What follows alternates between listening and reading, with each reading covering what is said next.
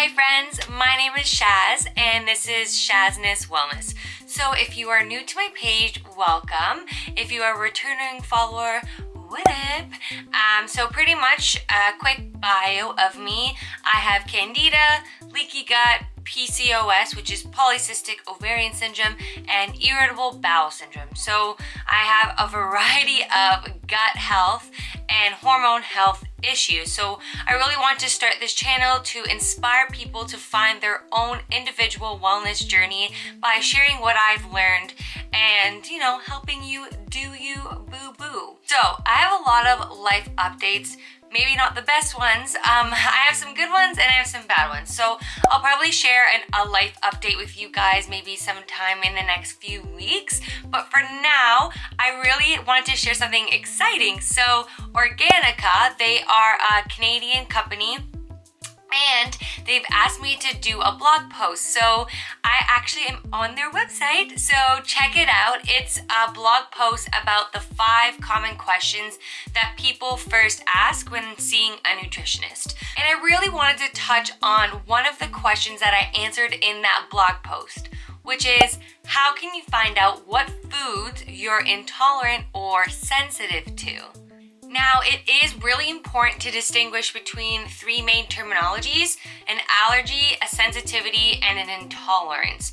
So an allergy is an immune response. So maybe the first thing you should probably do is get an allergy test. Some people are fully anaphylactic and allergic to things like fish, peanuts, etc. So it's super important to understand if you are actually allergic to something.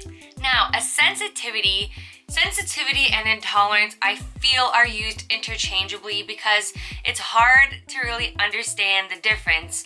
I wasn't really sure of it myself. From my understanding, and you can correct me if I'm wrong, a sensitivity is something that's chronic. It's almost like a delayed food allergy. So, you know, something like maybe acne or eczema.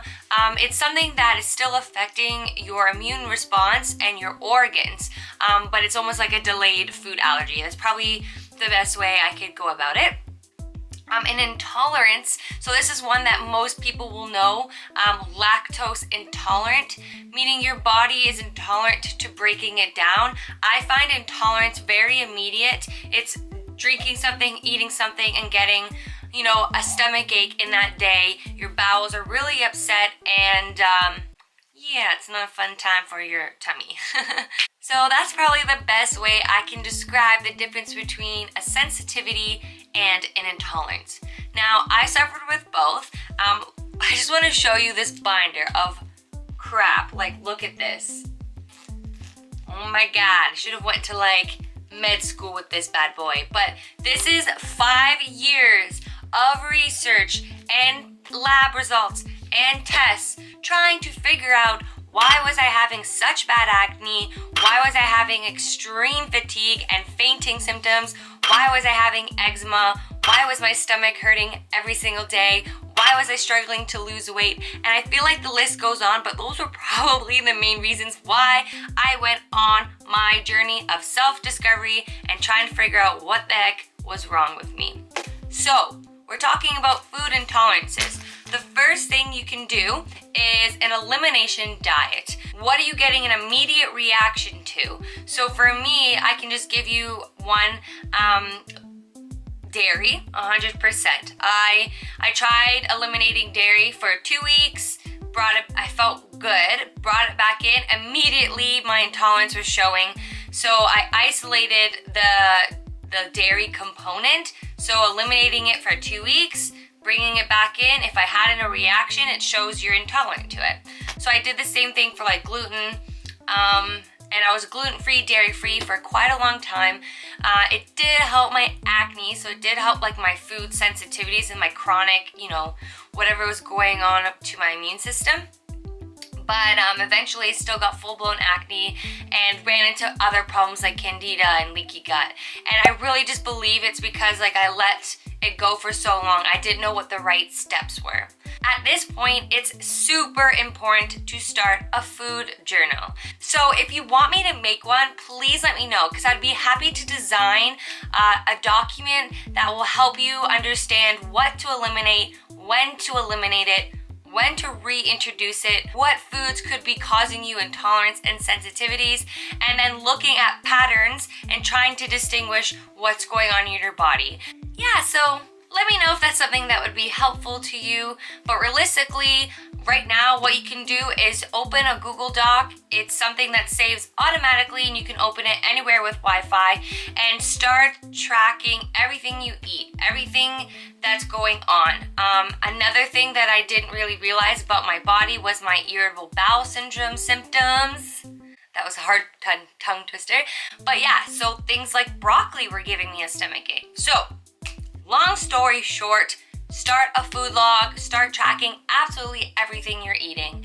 Now, if you get to the point of desperation, you've been logging your food, you did your allergy test, and you can't find patterns, you don't know what's going on with you, then I feel like at this point you could probably reach out to a doctor or a naturopathic doctor. So oh no, everything just fell out. Let me go through this and see if I can find my food intolerance tests. So I also just want to explain, like, naturopaths, love them. They're super expensive. I think in 2016, I probably spent over $5,000 with naturopaths, with buying supplements, and doing everything they told me to try to figure out what was wrong with me. The food intolerance tests are very pricey. Whoa, I have so many blood tests here trying to figure out what's going on with me. I think these are mostly blood tests. Here's my food intolerance. So what I did for this one is a blood test. It was like a finger prick. So the naturopathic doctor pricked my finger and dabbed it on different pads of the paper that got sent to the lab and brought back to me. Now, something that I was kind of upset about that she didn't explain. Now remember, these tests are expensive. This was $450, I believe. So this is super important to know. If you're doing this food intolerance test, specifically the IgA food intolerance blood test, there needs to be food in your system in order to track if you are intolerant or sensitive to it. Now, when I got this test done, I was already gluten and dairy free. So I was not eating any gluten, I was not eating any dairy. I was also on a candida-ish diet. So I had eliminated so many foods already, then got this test done. So my blood wasn't full of whatever foods that I was supposed to be testing, and I don't think this was 100% accurate. So yeah, if you look at the dairy component here, it doesn't show much intolerance to anything. The meat section super hurt my feelings. I love eggs, and it said that I was extremely intolerant to eggs, so that was something I definitely learned from this. In terms of fruits, nothing came up because I wasn't eating any fruits because of candida diet. So that was a little bit disappointing. I wish I kind of understood a little bit more of my body in the fruit component. Grains, legumes, and nuts. Okay, this one again broke my heart. Almonds.